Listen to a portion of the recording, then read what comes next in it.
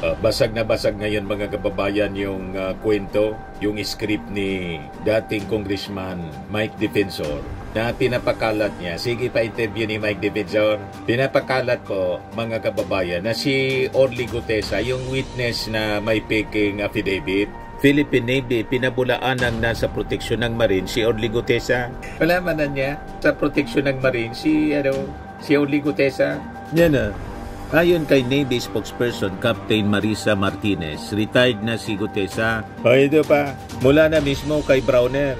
Tiniyak ni Armed Forces of the Philippines Chief of Staff General Romeo Browner na hindi nila itatago si Orly Gutesa, isa sa mga nagsalita sa anomalya sa flood control. Ayon kay Browner, wala siyang personal na kaalaman tungkol sa impormasyon. Nagpapagang mga balita at pagtalakay sa mga isyu ng lipunan. Bulsa! Opinyon, banat at paglalantad sa katotohanan. Bulsa! What you see is what you get. You decide. Ito po mga kababayan, si Dante Maravillas.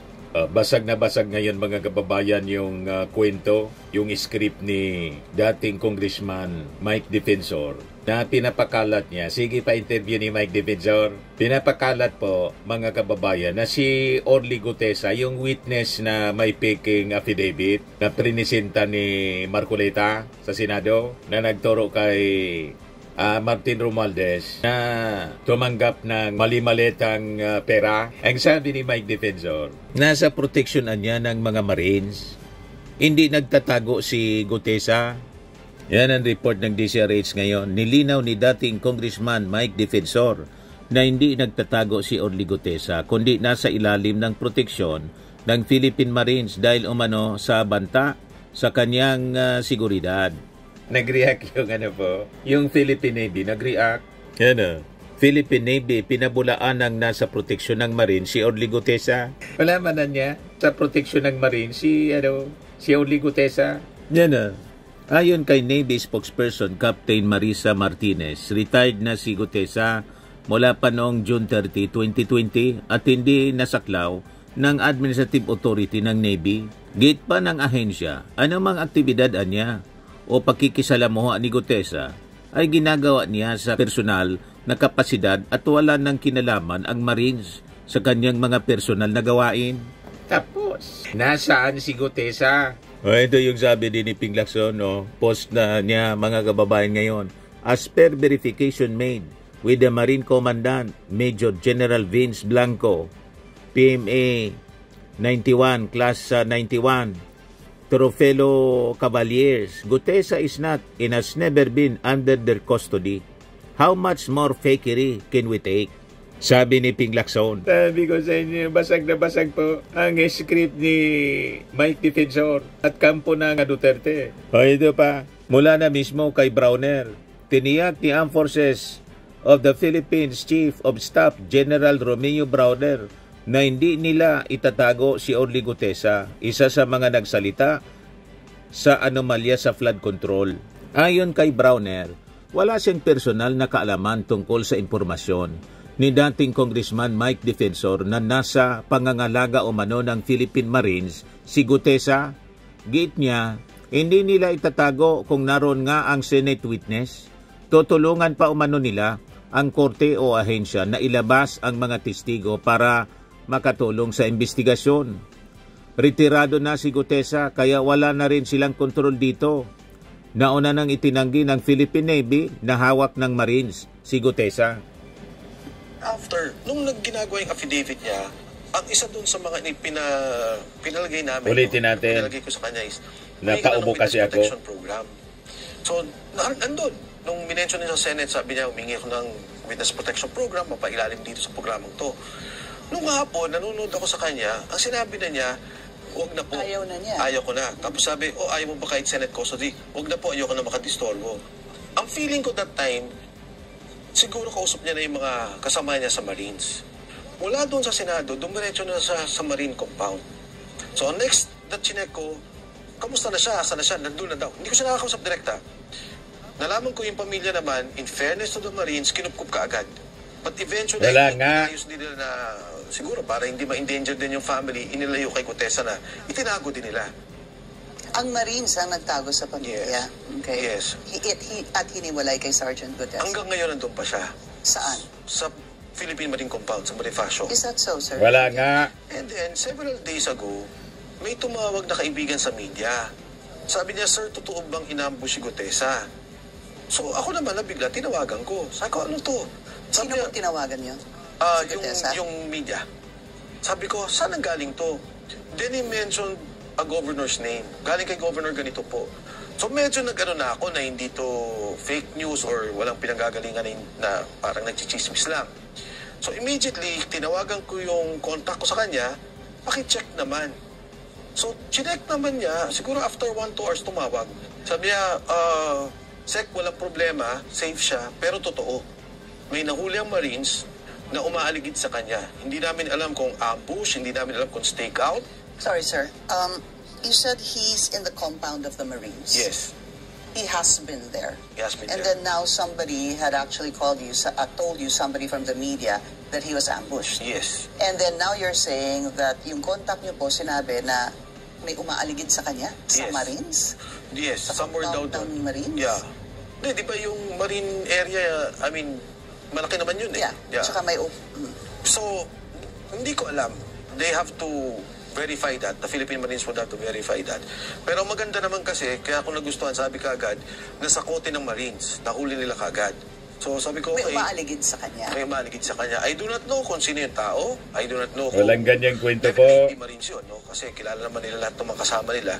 And kung ano yung intent, hindi ko rin alam.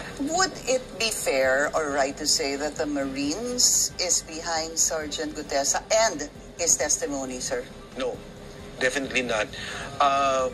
If at all, kasi yung iba nga sinasabi, baka nakuha na si Gutesa ng mga taong ayos siya magsalita. Baka, sabi ko, I doubt eh. Kasi ang feeling ko sa Bangga kababayan yung sinasabi niya, ibig mong sasabihin, inambos Gutesa sa kamay mismo ng Marine, sa Marine Compound mismo. Bangga mga kababayan. Talagang pag ang script, gawa-gawa lang po. Talagang madali na mahuli po. Iharap ninyo sa Senado, pabalikin ninyo. Kasi ang sabi ni Ping Lacson, iimbitahin uli si Gutesa. Sabi dito nang nag-react, ayusin mo ang kwento mo, sir. Parang salaysay din ni Gutesa, piki ang notaryo. Paano maambos? Nasa Marines ikanyo. Sinafety sa Marine Compound. Pagkatapos maambos, so gusto ninyong palabasin, inambos ng kapwa niya Marine. Di ba dapat, yung mga Marines, kasi dati siyang Marine, kaalyado niya, bibigyan nga siya ng proteksyon. Dapat, kasi mas may tiwala siya sa mga Marines. Kaya lang, sabi ng Philippine Navy, wala sa kanilang proteksyon itong si Orly Gutesa. Yan malinaw yung statement po ng Philippine Navy spokesperson si Captain Marisa Martinez. Retired na niya si Gutesa mula pa noong June 30, 2020 at hindi nasaklaw ng Administrative Authority ng Navy. Itong si Gutesa, nag-verify din si Ping Lacson.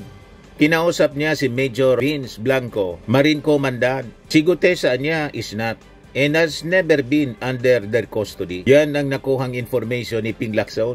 Kaya sabi ni Ping, how much more fakery can we take? Booking na po yung script niya, Yung script ni Mike Defensor na pinatulan mga kababayan. Halatang magkasabwak, latao ni Digo, pinatulan ni Marcoleta. Ano kayo ngayon? Paano ninyo ito ipapaliwanag? Mismo nang si General Browner ang nagsabi, hindi niya itatago ng Armed Forces si Gutesa at tutulungan pa nila yung korte o ahensya na ilabas ang mga testigo para makatulong sa investigasyon. Booking na booking mga kababayan ang script ng kampo ng mga Duterte.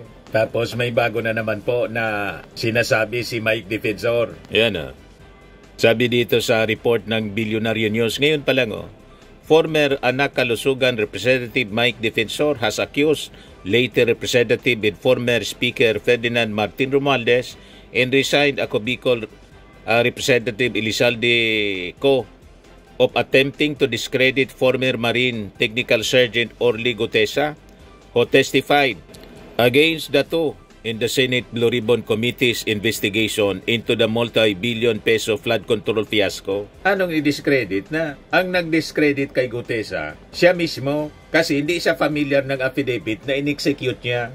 Mas familiar pa si Marcoleta. Di ba po? Talaga kayo. Yung mga sarili ninyong kagagawan, iaakusa ninyo sa iba. Parang si Digong, inaakusa yung Marcos administration sa kasong kinakaharap niya sa ICC. Wala mang kinalaman doon yung ating Pangulo. Ang nagkaso sa kanya, yung mga pribadong complainants na na-AJK yung pamilya. Tama po? Tapos ituturo, sisisihin yung ating Pangulo. Walang kinalaman sa kaso ni Digong kahit kay Sara. Yung sa impeachment, wala mang kinalaman doon yung ating Pangulo. Ngayon naman, dito kay Gutesa, dinidiscredit daw. Si Gutesa mismo yung nag-discredit sa kanya, sa kanyang sarili po. Kasi hindi siya familiar ng affidavit. Tinuruan pa nga ni Marcoleta. Recorded, malinaw na malinaw. Oh. Paulit-ulit na tayo nito.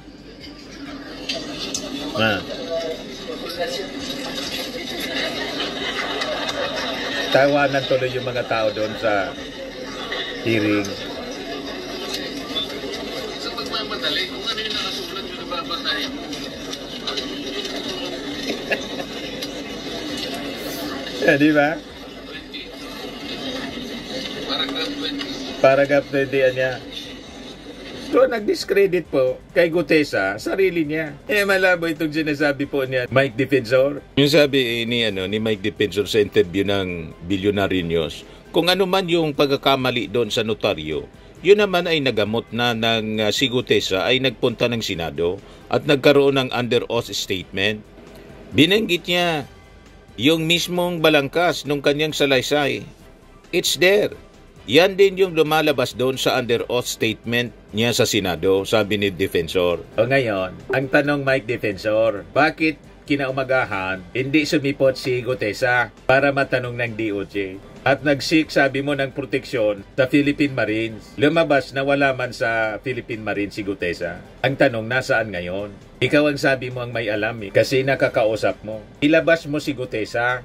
Kasi pag may nangyaring masama kay Gutesa, kayo ni Marcoleta ang mananagot niyan. Kayo nag-present sa Senado. Pagkatapos kayo nag-claim na nasa proteksyon ng Philippine Marines. Sinabi ng Philippine Navy at saka ng Armed Forces. Pati yung Marine Commandant po, nagsalita na. Wala niya sa amin. Hindi man niya pumunta dito sa amin. Kausap ni Ping Lacson, as per verification made with Marine Commandant Major General Vince Blanco, through fellow Cavaliers, Gutesa is not and has never been under their custody. Ganon din ang sinabi ng Philippine Navy at sa kanang forces mismo, ni General Browner. Saan ninyo tinatago? Ang masamaan niya niyan, Mr. Maravillas, kung pinatahimik na si Gutesa. Yan lang po, responsibilidad yan. Pananagutan ni Mike Defensor at saka ni Marcoleta. Tapos sinabi niyang inambos daw. Paano inambos? Inambos doon sa sa compound ng Philippine Marines. Pagkatapos nagpakalat ng fake news yung mga DDS influencers, pati daw si Marcoleta, baka konektado doon yung kwento. Inambos, napag-alaman, fake news. Nakita na ninyo, ang script nila, parang may masamang intensyon mismo na diretso ng patahimikin si Gutesa kasi nabuking yung taking notaryo. Di ba? Sabi pa dito sa report ng Billionaire News, despite the decision of Executive Judge Carolina Icasiano Season of Manila RTC Branch 18, Defensor said Espera's claim should still be investigated to determine who may have pressured her to make such a statement. Ang interes ko dyan is to know who is behind the pressure doon sa notaryo to make her say it's fake, to make them claim in the court na peke to kasi, di ba, it's a way to discredit Sergeant Gutesa. Bakit mo gagawin ang yung ganon? Nakita po, pinablish ng ABS-CBN, yung notaryo, nakita ng abogado ni Atty. Espera na siya yung nakapirma, biglang nag-react. Hindi ako nagpirma niya. At napatunayan sa RTC ng Maynila, napiki nga yung pirma ni piki nga yung pirma ni Atty. Espera. O you see? So ang dapat imbestigahan, si Gutesa at saka si Marcoleta. Pati kayo po, kasi kayo nagharap kay Gutesa as witness. Binabaliktad ni Mike Defensor, dapat daw imbestigahan si Atty. Espera. Si Atty. Espera nga yung reklamo kasi piniki yung notaryo niya. Kayo ang dapat imbestigahan kasi kayo yung nag-present ng affidavit si Gutesa. Tapos kayo yung nagdala kay Marcoleta, kay Gutesa. Tama po? Kayo ang dapat imbestigahan. Sabi pa niya dito, when asked for clarification, Defensor said, ang tingin ko talaga someone forced them to stop them to say na huwag mong i-claim yung signature na yan. Espera should have said na hindi sa notary service talaga namin yan, naka-register yan, nasa records namin yan.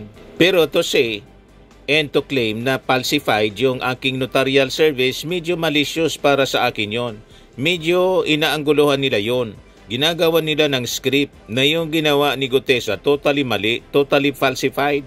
May desisyon na yung RTC Manila. Questionin mo yung RTC Manila. Napatunayan na po na peke. Dinisoon ni Atty. Espera na pirma niya yun. Kaya sabi pa dito, asked who he believed was behind the supposed smear job, defensor replied, well, of course, si Kong Saldico. I'm sorry, kaibigan ko siya, pero ito para sa bansa ito. Itong mga nangyayari, nagkamali, and siyempre si Speaker Martin Romualdez. Ito naman yung dalawang taong binabanggit niya eh. Walang raso na ismir si Gutesa. Siraan siya. Siya yung sumira sa testimony niya eh. Sa kanyang affidavit mismo, sinira niya. Kasi hindi man niya pinanotaryohan ng maayos. Ang pumirma sa notary, sa kanyang affidavit, na nakapangalan na Atty. Espera, piki pala yung pirma.